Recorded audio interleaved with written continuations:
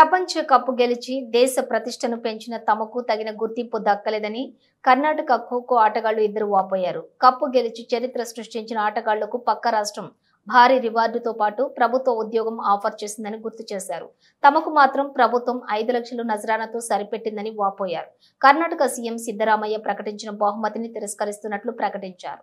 ఇది ముఖ్యమంత్రిని అవమానించడం కాదని తమ గౌరవాన్ని కాపాడుకోవటమేనని అన్నారు.